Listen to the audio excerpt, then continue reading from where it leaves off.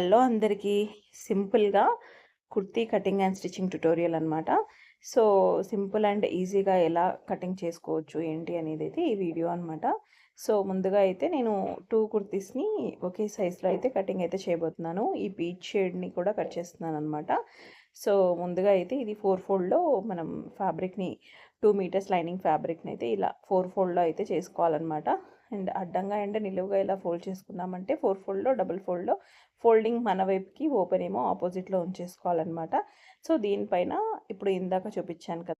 So, ఇందాక చూపించినటువంటి ఈ డార్క్ పర్పుల్ షేడ్ కూడా ఒక లైనింగ్ ఫ్యాబ్రిక్‌నైతే ఇలా 4 ఫోల్డ్‌లో ఫోల్డ్ చేస్తున్నాను చూడండి. ఇలా చూపించినట్టుగా అయితే డబుల్ ఫోల్డ్ చేసేసుకొనైతే మొత్తానికి ఇలా 2 ఒకేసారి కటింగ్ అయితే చేయబోతున్నాను. సో, షోల్డర్ వచ్చేసి మనకి 6½ తీసుకోవాలనమాట. సో, షోల్డర్ వచ్చేసి 6½ అండ్ మనకి నెక్ విడ్త్ కోసం అయితే 2½ మార్కింగ్ చేసుకున్నాను. ఇక ఆర్మ్ రౌండ్ కోసం అయితే ఒక 5½ ఇంచెస్‌కి అయితే మార్కింగ్ అనేది చేసి చెస్ట్ లైన్ కూడా మార్క్ చేసుకుంటున్నాను. సో, ఇలా చూపించిన విధంగా షోల్డర్ నుంచి అయితే మనము వేస్ట్ మెజర్మెంట్ కోసం 14 inches and 21 inches per hip round కోసం 14 ఇంచెస్ దగ్గర ఒక మార్కింగ్, అలాగే హిప్ రౌండ్ 21 ఇంచెస్ దగ్గర కూడా ఒక మార్కింగ్ ఇలా చూపించిన విధంగా చేసేయాలన్నమాట. సో, మనకి చెస్ట్ మెజర్మెంట్ వచ్చేసి 42 ఇంచెస్. సో, 10½ అయితే మార్కింగ్ అయితే చేసేసాను. సో, 10½ మార్క్ చేసేయాలన్నమాట. సో, అండ్ దెన్ మనకి వేస్ట్ మెజర్మెంట్ వచ్చేసి 38 ఇంచెస్. సో, 9½ ఇంచెస్ అనమాట. 4 పార్ట్స్‌గా డివైడ్ చేసినట్లయితే. సో, మార్కింగ్ వచ్చేసి 9½ ఇంచెస్‌గా మార్క్ చేసుకోవాలి. ఇక్కడ వీడియోలో చూస్తున్నట్లయితే నేను ఆర్మ్ రౌండ్ లైన్‌ని ఇంకొంచెం డౌన్ చేసేస్తున్నాను. బికాజ్ ఎందుకంటే మనకి ఆర్మ్ రౌండ్ వచ్చేసి 18 ఇంచెస్. ఒక 9 ఇంచెస్ ఆర్మ్ రౌండ్ అనేది రావాలి. సో, కొంచెం తక్కువ రావడం వల్ల ఆర్మ్ రౌండ్‌ని ఇలా చూపించిన విధంగా దించుకోవచ్చనమాట. మనం సరి చేసుకోవచ్చు. ఆర్మ్ రౌండ్ మార్క్ చేసుకోవడానికి ఇక్కడ నేను మిడ్ పాయింట్ అయితే చూస్ చేసుకుంటున్నాను. 1/2 ఇంచ్ లోపలికైతే మార్క్ చేసుకోవాలి. మార్క్ చేసుకొని ఇలా చూపించిన విధంగా స్కేల్ యూజ్ చేసి, ఆర్మ్ రౌండ్ స్కేల్ యూజ్ చేసి మనకి 9 ఇంచెస్ వస్తుందా లేదా చెక్ చేసుకొని ఎగ్జాక్ట్‌గా మార్కింగ్ అనేది చేసేసుకోవాలన్నమాట. సో, ఇక్కడ నేను వేస్ట్ మెజర్మెంట్ ఆల్రెడీ మార్క్ చేసేసాను. సో, హిప్ రౌండ్ కోసం మార్క్ చేసుకుంటున్నాను. హిప్ రౌండ్ వచ్చేసి 10½ ఇంచెస్‌గా మార్క్ చేశాను. సో, 42 ఇంచెస్ అనమాట. సో, కింద మనకి ఫుల్ లెంత్ కుర్తీ లెంత్ వచ్చేసి 42 ఇంచెస్. 42 ఇంచెస్ కంటే కూడా ఒక 42 ఇంచెస్‌గా మార్క్ చేసేసుకుంటున్నాను. సో, మార్క్ చేసేసుకొని ఒక 1 ఇంచ్, సో, 11½ మార్క్ చేసుకోవాలి. హిప్ రౌండ్ కంటే కూడా ఎప్పుడు కూడా కింద వైపు మనకు ఒక 1 ఇంచ్ ఎక్కువగా మార్క్ చేసుకున్నట్లయితే మనకి కుర్తీ సరిగ్గా సరిపోతుందనమాట. సో, 11½ మార్క్ చేసుకున్నాను. మార్క్ చేసుకొని 2 ఇంచెస్ సేమ్ అలయన్స్ ఇచ్చేయాలి. హిప్ రౌండ్ నుంచి అయితే 1 ఇంచ్. 1 ఇంచ్‌కి మనం మార్క్ చేసుకున్నట్టయితే సరిపోతుందనమాట. మనకి ఇక్కడ మనం సైడ్ కట్స్ అనేది ఇస్తాం కదా! ఒక 1 ఇంచ్‌కి అయితే మార్క్ చేసుకోవాలి. బట్ మనము చెస్ట్ లైన్ నుంచి హిప్ రౌండ్ వరకి ఒక వేస్ట్ రౌండ్ వరకైతే 2 ఇంచెస్ సీమ్ అలయన్స్ అయితే ఇచ్చుకోవాలి. సో, ఇదనమాట. మీకు అర్థమైందని అనుకుంటున్నా. సో, ఇలా చూపించిన విధంగా కంప్లీట్‌గా మార్క్ చేసేసుకోవాలి. సో, ఇలా చూపించిన విధంగా కటింగ్ అయితే చేసేసుకోవాలనమాట. ఇక నేను బ్యాక్ నెక్ కోసం కూడా మార్కింగ్ చేశాను.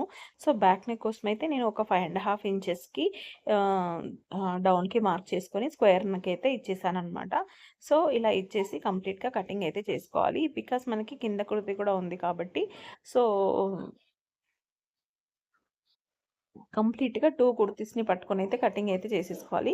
ఇక్కడ టక్స్ అనేది ఇచ్చేస్తున్నాను చూడండి. కట్స్ ఇచ్చేసుకోవాలి సీజర్‌తోని. ఎందుకంటే మనకిక్కడ హిప్ రౌండ్ దగ్గర మార్కింగ్ అండ్ వేస్ట్ రౌండ్ దగ్గర మార్కింగ్ ఉన్నట్టయితే స్టిచ్చింగ్ చేసుకునేటప్పుడు ఈజీగా ఉంటుంది. సో, ఇక్కడ నేనైతే ఫస్ట్ ఫ్రంట్ నెక్ కోసం అయితే మార్క్ చేసుకుంటున్నాను. ఫ్రంట్ నెక్ వచ్చేసి 7 ఇంచెస్ డౌన్‌కైతే మార్క్ చేస్తున్నాను.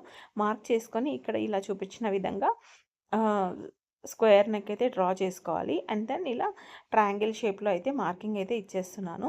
ఫస్ట్ వీ నెక్ కోసం అయితే నేను ఇలా మార్కింగ్ అయితే చేసేసుకున్నాననమాట. దాని తర్వాత నేను ఏదైతే స్ట్రిప్స్ యూజ్ చేశాను కదా! నెక్ ప్యాటర్న్ కోసం మీకు ముందు వీడియోలో అర్థమవుతుంది. సో, నెక్ షేప్‌ని అయితే నేను కొంచెం డౌన్ చేసుకొని మార్చేసుకున్నాను. సో, ఇక్కడ బ్యాక్ పార్ట్ కోసం బ్యాక్ పార్ట్‌కి అయితే స్క్వేర్ నెక్ అయితే ఇచ్చేసాను. ఇక ఫ్రంట్ డౌన్ మార్కింగ్ చేసుకోవాలి కదా! సో, 1/2 ఇంచ్ లోపలికైతే మార్కింగ్ అయితే చేసేసుకుంటున్నాను. సో, ఇక్కడ చూపించిన విధంగా వీ కట్ అయితే కటింగ్ అయిపోయింది. అయిపోయింది. సో ఆర్మ్ డౌన్ కూడా మార్కింగ్ అనేది చేసేస్తున్నాను. బ్యాక్ పార్ట్ మనం ఫ్రంట్ పార్ట్ కటింగ్ చేసుకునేటప్పుడు నెక్ షేప్ ఇచ్చుకునేటప్పుడు బ్యాక్ పార్ట్ని సపరేట్ చేసుకొని మార్కింగ్ చేసుకొని కటింగ్ అనేది చేసేయాలి. సో ఇక్కడ బ్యాక్ పార్ట్ కోసం కూడా నేను నెక్ కోసం చూడండి, ఇక్కడ 2.5 ఇంచెస్కి మార్కింగ్ చేసుకొని డౌన్ వచ్చేసి 5.5 ఇంచెస్కి డౌన్ పెట్టేసుకొని ఇలా స్క్వేర్ నెక్ అయితే ఇచ్చాను. ఇలా చూపించిన విధంగా బ్యాక్ పార్ట్ని కూడా నెక్ అనేది కటింగ్ అనేది చేసేయాలి. సో ఇప్పుడు మీకు అర్థమైందని అనుకుంటున్నా. ఇక మెయిన్ ఫ్యాబ్రిక్ పైన ఏదైతే లైనింగ్ పార్ట్ అనేది కట్ చేసుకున్నామో మెయిన్ ఫ్యాబ్రిక్ని ఇలా చూపించిన విధంగా డబుల్ ఫోల్డ్ చేసుకోవాలి. బ్యాక్ సైడ్ వచ్చేసి ఒక 1 ఇంచ్ ఎక్స్ట్రా ఉంచుకోవాలి. బికాస్ మనకి ఫ్రంట్ వైపు డిజైన్ వచ్చింది కనుక, డిజైన్ వచ్చేసింది. సో బ్యాక్ సైడ్ మళ్ళీ మనకి లెంత్ తగ్గకూడదు కాబట్టి 1 ఇంచ్ ఎక్స్ట్రా తీసుకున్నాము అంటే అది కింద మనకి పట్టీ కిందికి లోపలికి ఫోల్డ్ చేసి సీమ్ లైన్స్ కిందకి యూజ్ అవుతుందన్నమాట. సో అండ్ దెన్ ఇలా లైనింగ్ ఫ్యాబ్రిక్ని వేసేసుకొని కంప్లీట్గా కటింగ్ అయితే చేసేసాను. ఓన్లీ ఒక మనం బ్యాక్ పార్ట్ వేసుకున్నట్టయితే సరిపోతుంది. సో కొంచెం ఫ్యాబ్రిక్ మనం ఒక 1 ఇంచ్ ఎక్స్ట్రా ఉండేలా చూసుకొని కటింగ్ అనేది చుట్టూతో కూడా కటింగ్ అనేది చేసేసుకోవాలి.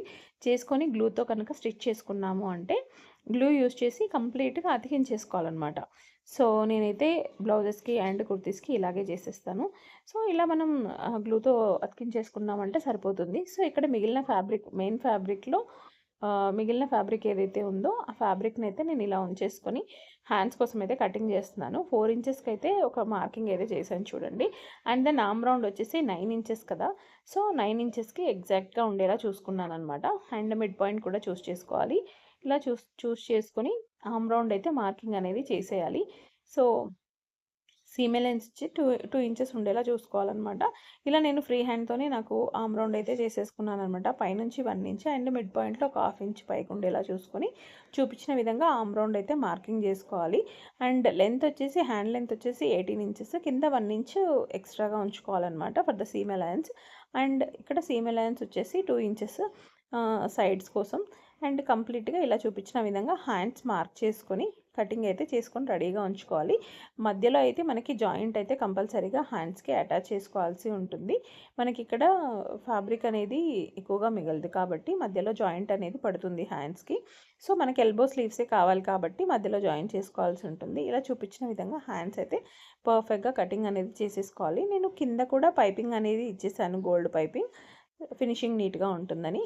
ఇలా చూసారు కదా, ఇలా చూపించిన విధంగా గ్లూతో అయితే స్టిచ్ చేసేసుకుంటాను అనమాట లైనింగ్ అండ్ మెయిన్ ఫ్యాబ్రిక్ని. ఇలా గ్లూతో స్టిక్ చేసుకున్న తర్వాత చూడండి, ఇక్కడ నేను వీ షేప్ కోసం అయితే కటింగ్ చేసుకుంటున్నాను. మనకి ఏదైతే ప్యాటర్న్ అనుకున్నామో వీ షేప్ కోసం అలా చేసుకోవాలి అనుకున్నప్పుడు మనకి లెంత్ వచ్చేసి ఎక్కువగా ఉండాలి. బికాస్ మనకి ఒక 1 ఇంచ్ స్ట్రిప్స్ అనేవి మనకి పైకి యాడ్ అయ్యి వస్తున్నాయి కదా. సో అందుకోసం అనమాట. సో ఇక్కడ 1/2 ఇంచ్ లెంత్ డెప్త్ వచ్చేసి మనకి 9 ఇంచెస్కి మార్క్ చేస్తున్నాను చూడండి. నెక్ డెప్త్ వచ్చేసి 9 ఇంచెస్ అండ్ ఇక్కడ విడ్త్ వచ్చేసి ఒక 1/2 ఇంచ్ అనమాట. 1/2 ఇంచ్ విడ్త్ ఇలా డబుల్ ఫోల్డ్ చేసుకోవాలి. ఫ్రంట్ పార్ట్ని డబుల్ ఫోల్డ్ చేసుకొని మార్క్ చేసుకోవాలి. సో ఇలా చూపించినట్టుగా వీ షేప్ అయితే చేసేసుకుంటున్నాను అనమాట. కింద వైపు అయితే ఒక 1/2 ఇంచ్ విడ్త్ ఉంచుకొని ఇలా వీ కట్ అయితే చేసుకోవాలన్నమాట. అప్పుడు మనం కావాల్సిన ఏదైతే ప్యాటర్న్ అనుకున్నామో వీ షేప్ దానికి పర్ఫెక్ట్గా సెట్ అవుతుంది. సో ఇక్కడ ఎక్స్ట్రాస్ ఏమైనా ఉంటే కటింగ్ అయితే చేసేసుకోవాలన్నమాట.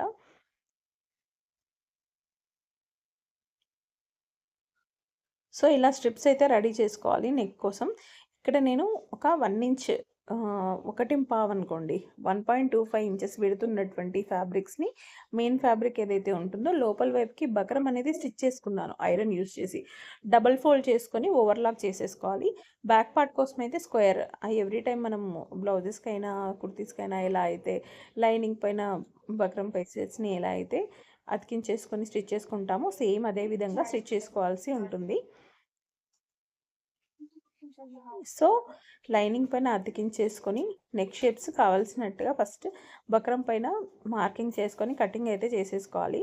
అలా కట్ చేసుకున్న వాటిని లైనింగ్ పైన గ్లూ యూస్ చేసి లేదంటే ఐరన్ బాక్స్ యూస్ చేసి స్టిక్ చేసుకోవాల్సి ఉంటుంది.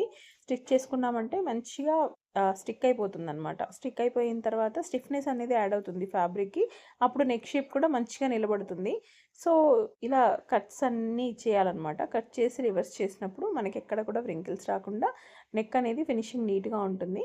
ఇలా చూపించిన విధంగా కట్స్ ఇచ్చేసి రివర్స్ చేసుకొని పైన వైపున ఓన్లీ మనకి ఏదైతే నెక్ షేప్ ఇచ్చామో దానిపైనే లైనింగ్ పైనే మనకి స్టిచ్ పడేలా చూసుకోవాలి. మెయిన్ ఫ్యాబ్రిక్ పైన అసలు స్టిచ్ పడకూడదు. సో రివర్స్ చేసినప్పుడు మనకి ఫినిషింగ్ అనేది నీట్గా కనబడుతుంది. సో స్టిచ్ అనేది పైన వైపుకి పడకుండా చూసుకోవాలి. సో ఇలా రివర్స్ చేసుకొని స్టిచ్ అయితే చేయాల్సి ఉంటుంది. సో దీనివల్ల ఏంటంటే మనకి చాలా నెక్ అనేది స్టిఫ్గా ఉంటుందన్నమాట. ఎన్ని వాషెస్ తర్వాత కూడా లూజింగ్ అనేది ఉండదు. షేప్ అనేది అలా నిలబడిపోతుంది. అందుకే ఈ బక్రమ్ పీసెస్ని అనేది యూస్ చేస్తామన్నమాట నెక్ షేప్స్ కోసం. సో ఫ్రంట్ పార్ట్కి కూడా సేమ్ మెయిన్ ఫ్యాబ్రిక్ పైన నేను లోపల వైపుకి డబల్ ఫోల్డ్ తీసుకున్నాను. అంటే 2.5 ఇంచెస్ ఫ్యాబ్రిక్ తీసుకొని ఎగ్జాక్ట్గా మిడిల్లో స్టిచ్ చేసుకున్నాను. స్టిచ్ చేసుకొని వాటిని ఫోల్డ్ చేసేసి ఇలా ఓవర్లాక్ చేసేసుకున్నాను అనమాట. సో మనకి ఇక్కడ పావించి విడత అనేది వస్తుంది కదా, ఆ పావించి లోపల నుంచి బక్రం ఉంటుంది. సో ఇలా మనం చూపించిన విధంగా స్టిచ్ చేసేసుకోవాలి. స్టిచ్ చేసుకొని 1/2 ఇంచ్ డౌన్కి అనేది స్టిచ్ చేయాలన్నమాట. సో ఇక్కడ మార్కింగ్ చేస్తాను చూడండి, ఒక 1/2 ఇంచ్కి కిందకి మార్కింగ్ చేస్తాను. ఆ మార్కింగ్ వరకు ఎగ్జాక్ట్గా స్టిచ్ అనేది పడాలన్నమాట.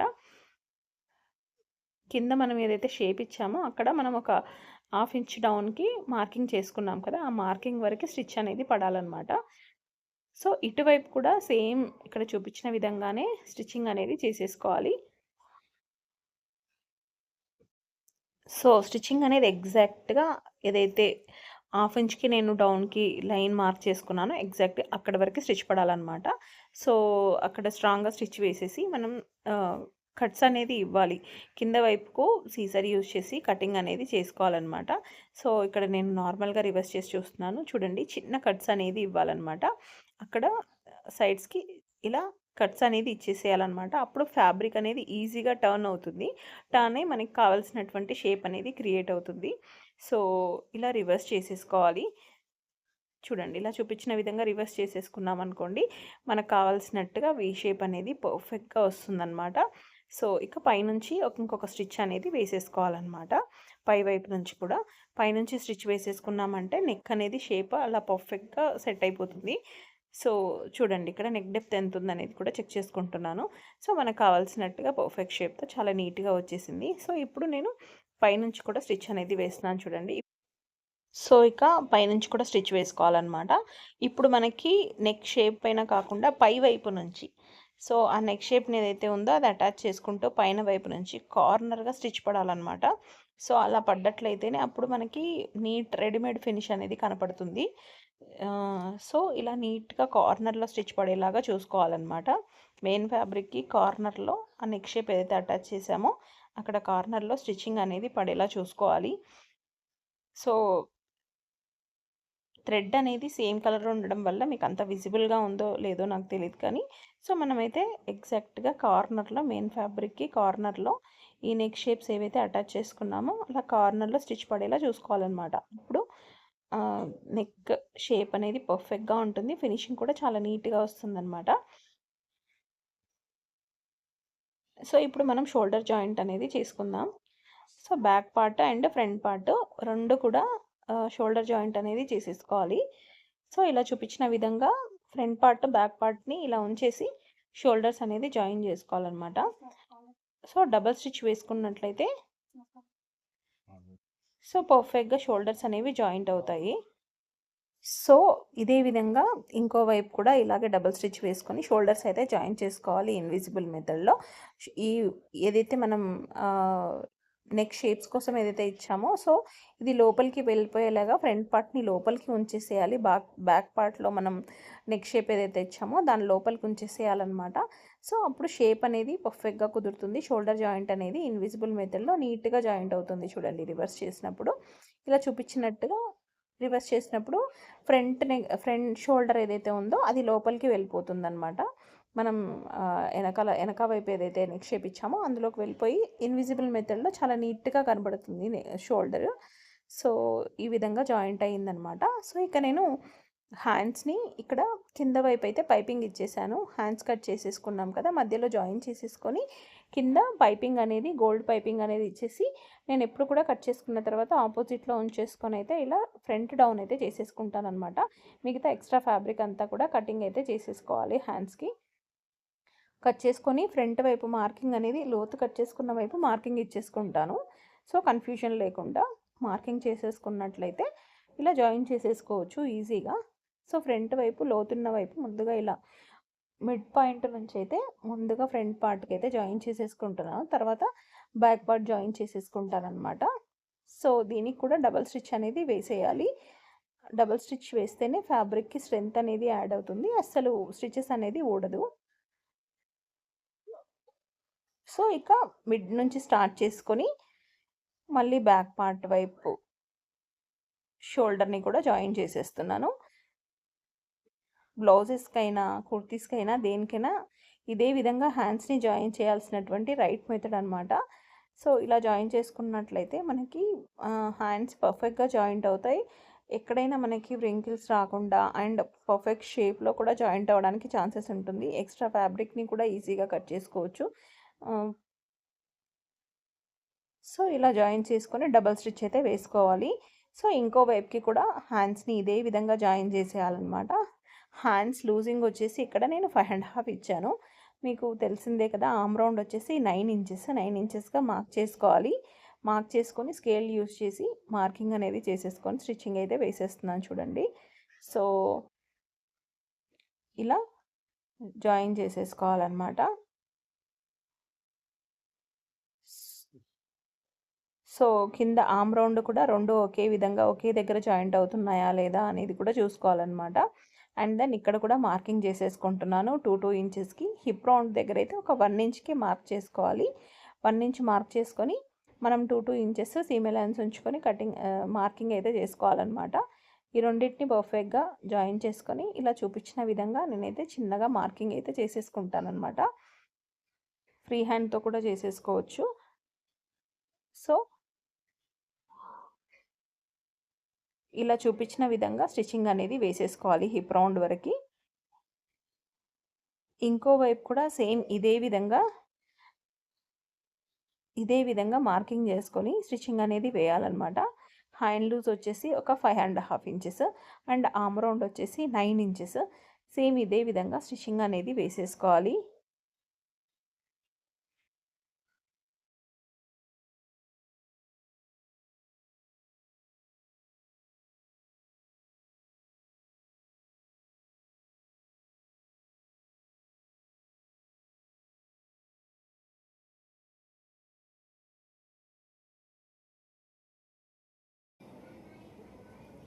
సో ఇక్కడ గమనించినట్లయితే ఆమ్ రౌండ్ దగ్గర మనకి జాయిన్ చేసుకునేటప్పుడు ఫ్రంట్ పార్ట్ బ్యాక్ పార్ట్ ఎగ్జాక్ట్గా ఎగుడు దిగుడు రాకుండా పర్ఫెక్ట్గా వచ్చేలాగా చూపించిన విధంగా జాయిన్ చేసుకోవాలి. నాకు ఓల్డ్ మార్కింగ్స్ అలాగే ఉన్నాయి కాబట్టి ఇలా చూపించినట్టుగా హిప్ రౌండ్ వరకు ఎగ్జాక్ట్గా స్టిచ్చింగ్ అయితే వేసేసుకున్నాను. హిప్ రౌండ్ దగ్గర చిన్న రఫ్ చేయాలన్నమాట. So and then side cuts చూడండి, ఇక్కడ డబల్ ఫోల్డ్ 1 ఇంచ్ ఏదైతే మనం సీమ్ లెన్స్ ఉంచుకున్నామో అది ఇదే విధంగా డబల్ ఫోల్డ్లోకి వెళ్ళిపోతుంది అనమాట. ఆ సీమ్ లెన్స్ అంతా కూడా ఆ 1 ఇంచ్ని ఇలా డబల్ ఫోల్డ్ చేసుకోవాలి. డబల్ ఫోల్డ్ చేసుకొని ఇలా చూపించినట్టుగా కింద నుంచి స్టార్ట్ చేసుకోవాలి. ఎప్పుడు కూడా సైడ్ కట్స్ని కింద నుంచి స్టార్ట్ చేసి ఇలా డబల్ ఫోల్డ్ చేస్తూ హిప్ రౌండ్ వరకు వచ్చేయాలి. సో స్లోగా చేయాలి. ఇక్కడ అన్నీ కూడా మనకి స్టోన్స్ అనేవి వచ్చేసాయి కదా, ఆ స్టోన్స్ అన్నిటినీ కూడా తీసేస్తున్నాను అనమాట. నీడిల్ కింద పడ్డాయంటే నీడిల్ విరిగిపోద్ది అనమాట. సో అలాంటి స్టోన్స్ ఏవైనా ఉన్నా కూడా మనం తీసేసుకోవాలి. సో అండ్ దెన్ ఇక్కడ చిన్నగా టర్న్ చేసుకోవాలి. సైడ్ కట్ హిప్ రౌండ్ రాగానే టర్న్ చేసుకొని స్టిచ్ వేసేసి మళ్ళీ ఇటువైపు బ్యాక్ పార్ట్లో కూడా సేమ్ ఇదే విధంగా డబల్ ఫోల్డ్ చేసుకుంటూ సైడ్ స్లిట్ మొత్తం కంప్లీట్ చేసేయాలన్నమాట. ఎండ్ వరకు ఇదే విధంగా స్టిచ్ చేసుకుంటూ వచ్చేయాలి. సో అప్పుడు మనకి సైడ్ స్లిట్ అనేది ఇంత ఈజీగా కంప్లీట్ అయిపోతుంది. సో చాలా నీట్గా కూడా వస్తుంది అనమాట. అండ్ ఇంకో సైడ్ స్లిట్ ఇలా కంప్లీట్ చేసుకున్న తర్వాత సో ఇటు కార్నర్కి కూడా సైడ్ స్లిట్ కార్నర్కి కూడా స్టిచ్ వేసేయాలన్నమాట. అప్పుడే మనకి స్లిట్ అనేది ఫినిషింగ్ అనేది నీట్గా ఉంటుంది.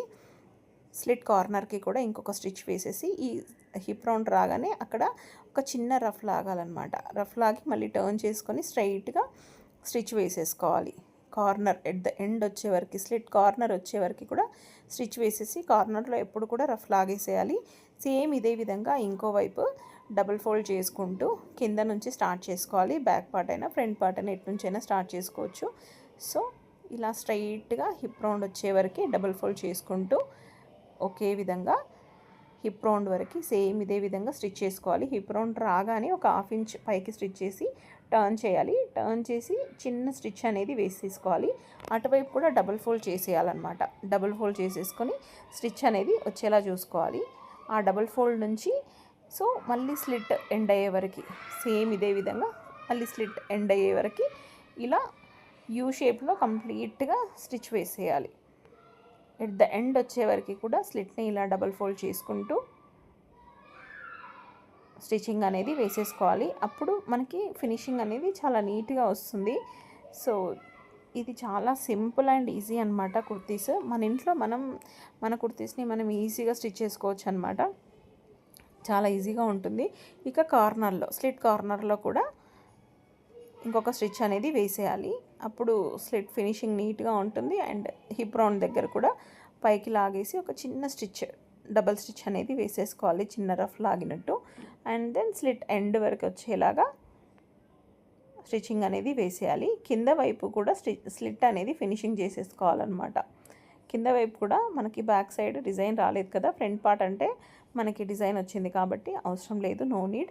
ఇలా కింద వైపు నుంచి బ్యాక్ పార్ట్లో డబుల్ ఫోల్డ్ చేసుకుంటూ ఇలా పట్టీ అయితే ఇచ్చేసేయాలి. సో ఇలా చూపించిన విధంగా పట్టీ ఇచ్చేసుకుంటూ ఎండ్ వచ్చే వరకు కూడా డబుల్ ఫోల్డ్ చేసుకొని కంప్లీట్ చేసేయాలన్నమాట.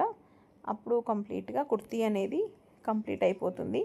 మీకు ఈ ట్యుటోరియల్ కంప్లీట్గా అర్థమైందని అనుకుంటున్నాను. నచ్చినట్లయితే ఖచ్చితంగా లైక్ చేయండి అండ్ అలాగే సబ్స్క్రైబ్ చేసుకోండి. మరిన్ని ఇలాంటి ట్యుటోరియల్స్తో అయితే వస్తూనే ఉంటానన్నమాట. అండ్ మీకు ఎలాంటి స్టిచ్చింగ్ ట్యుటోరియల్స్ కావాలి ఏంటి అనేది కూడా ఖచ్చితంగా కమెంట్ రూపంలో తెలియచేయండి.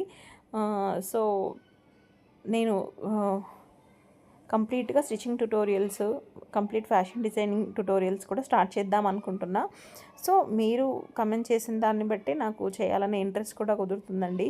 మీరు ఇచ్చే లైక్స్ అండ్ మీరు ఇచ్చే కమెంట్స్ ద్వారా మీకు ఎలాంటి ట్యుటోరియల్స్ ఇంట్రెస్టెడ్గా ఉన్నాయి, మీకు అర్థమవుతుందా లేదా అనే విషయం. సో ఫైనల్గా మనము లోపల వైపు నుంచి కూడా మనం కావాల్సినటువంటి మెజర్మెంట్ ఫిట్టింగ్ కరెక్ట్గా వచ్చిందా లేదా అనేది చెకింగ్ చేసుకుంటాను. అండ్ దెన్ ఎక్స్ట్రా స్టిచ్చింగ్స్ కూడా వేసేసుకోవాలన్నమాట. ఫిట్టింగ్ కోసం కంప్లీట్గా మనకి ఎక్స్ట్రా స్టిచెస్ కూడా వేసేసుకోవాలి. ఎక్స్ట్రా స్టిచెస్ వేసేసుకున్నామంటే రేపు ఎప్పుడైనా లూజింగ్ అవసరమైనా కూడా స్టిచెస్ అనేది తీసుకోవడానికి ఉంటుంది. సో రెండు వైపులా కూడా ఎక్స్ట్రా స్టిచెస్ అనేది వేసేసుకోవాలి. ఇలా చూపించినట్టుగా కుర్తీకి ఎక్స్ట్రా స్టిచెస్ వేసుకోవాల్సి ఉంటుందన్నమాట. సో ఇలా కంప్లీట్గా కుర్తీ స్టిచ్చింగ్ అయితే కంప్లీట్ అయిపోయింది. మీకు ఎలా అనిపించింది ఏంటి అనేది ఖచ్చితంగా లైక్ చేసి కమెంట్ చేయండి. మరిన్ని ఇలాంటి వీడియోస్ కోసం subscribe to my channel and thank you so much.